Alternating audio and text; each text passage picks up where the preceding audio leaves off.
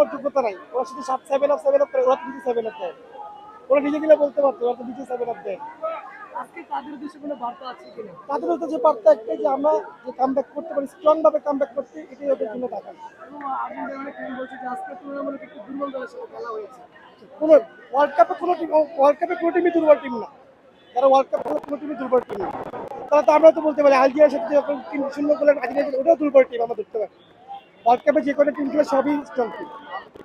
পরিশেষে আর্জেন্টিনা ফ্যানদের উদ্দেশ্যে কোনো বার্তা আছে কিনা? বার্তা হচ্ছে 3 পিস, যেহেতু 3-0 আগে আছে 3 পিস, সর্বোচ্চ 3 পিসই বলতে চাই তাদের। তাদের উদ্দেশ্যে কিছু বলতে চান আসলে? জি জি, মুখ দিয়ে বলেন। 3 পিস 3 পিস 3 পিস।